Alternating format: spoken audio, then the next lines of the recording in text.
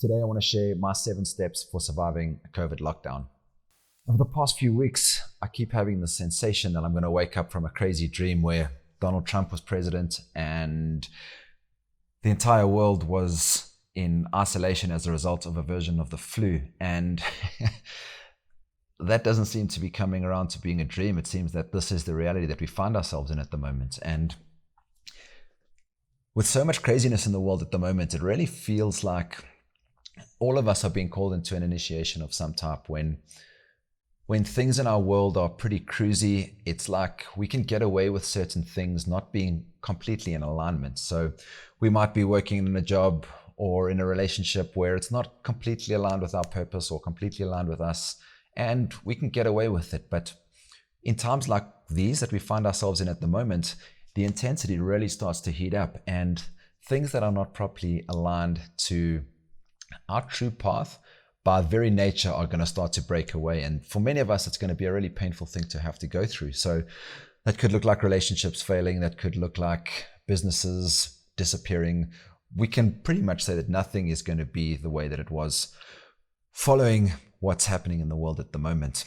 So how do we spend time reframing what we're experiencing at the moment and getting to a place of gratitude potentially, but really this idea of what's happening in the world at the moment is happening for us and not happening to us. So I wanted to share my 7 steps for surviving a COVID lockdown. Step number 1 is do a pre-game for this phase. For many of us, we have almost fallen into some chaotic version of working from home and managing our families and our kids living in our house full time. And for many of us, that's going to be something completely new. And we may not have taken the time to intentionally set up how we want this next phase of our life to look. Our format for a pre-game is something that we do in the Live More Perfect Days community. And Matt and I shared a video a couple of days ago of how we did our pre-game for this phase. But essentially, it's made up of 4 components. The first is gratitude. So write down some reasons you can be grateful for, things in your life at the moment. The next thing is things that you want to accomplish in this phase. Write down a list of things that you'd like to achieve. The next section of this pregame is how you'd like to feel in this stage. And then the last part is how you'd like other people to feel during this time. So pregame for a phase is a really important way to make sure that you set up this next lockdown phase and ensure that things unfold in a planned way and things happen by design rather than by default. Step number 2 is look after your body.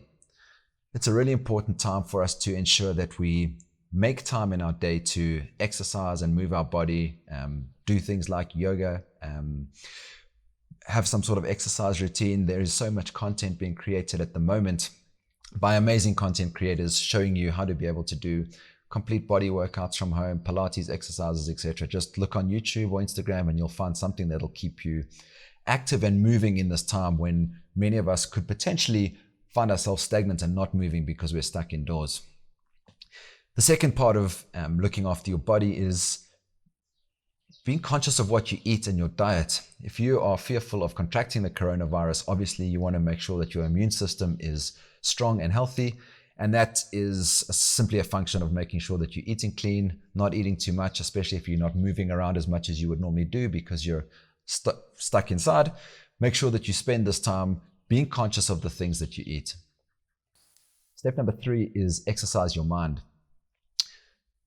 This lends itself to practices like stillness, mindfulness, and meditation. And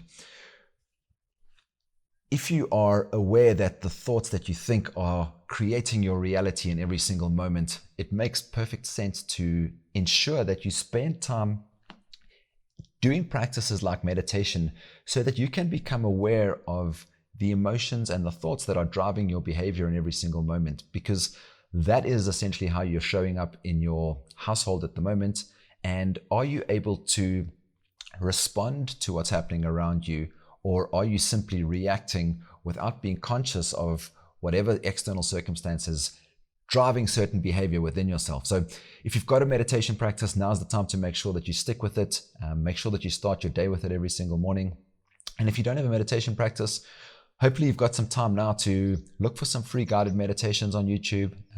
Sam Harris has an amazing app called Waking Up, which is a very useful step-by-step guide to meditation, as well as Insight Timer, a free app for Android and iOS. Step number 4 is have a goal.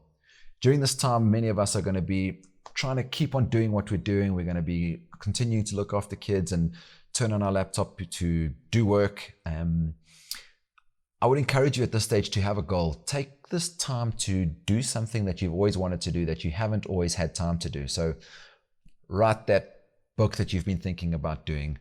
Spend time doing a project around the house or doing art or something like that.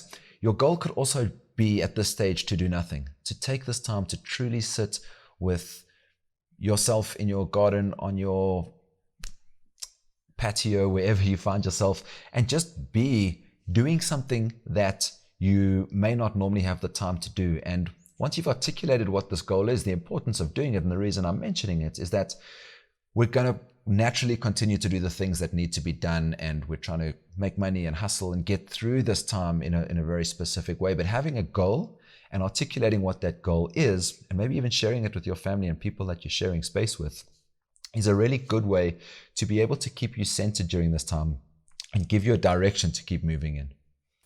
Step number 5 is practice conscious media consumption. For many of us, our default setting is when we feel stressed or anxious is to go into information gathering. This is our way to feel safe. The more information we have, the more we're able to make informed decisions. And that may be the way to create safety. I would very much encourage that you are conscious about the amount of media that you consume, where you're consuming it from, and understand that there's such a wide range of media outlets at the moment competing for your attention to be able to tell you whatever their point of view is, each with their own incentive. So whatever your strategy is for media consumption, social media, reading the news, whatever it is, I would encourage you to be conscious of the times that you're consuming media. I would definitely not suggest it being first thing in the morning or last thing in the evening. And when you do go onto social media, be conscious of the amount of time that you're spending on there and what it is that you're consuming, because it could very easily get to a stage where you spend time opening your phone to quickly look for something on Facebook, and you've lost an hour and a half of your life reading stories of imminent doom and the world ending, and it can take you out of your center and out of your alignment from the things that you're trying to show up to do in your life at the moment. Step number 6 is stick with your routines. We've spent a huge amount of time banging on about pre-games and post-games. This is your morning routine and evening routine. I think now more than ever, take the 15 minutes in the morning and the evening to go through setting up your day right so that you show up the way that you want to for your family, the work that you need to do, and whatever you've chosen to do in this phase. And be conscious of how you spend the last 15, 20 minutes, half an hour in the evening. Instead of reading a terrible news article, turning off your phone and going to bed, be conscious of the conversation that you're having if you're on social media, and spend some time reflecting on your day and seeing what you may have done today that you could potentially do better tomorrow. And number 7 in my 7 steps to surviving a COVID lockdown is to open your heart.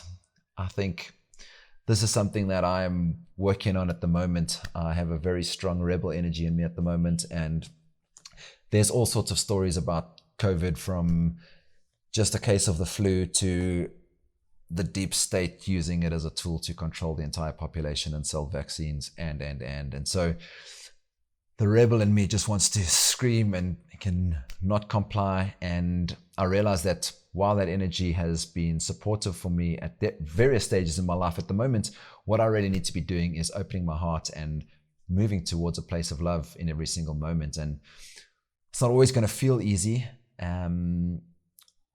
It's also very possible and very normal for a lot of us to be moving into a space of fear and concern about everything that's happening in the world at the moment.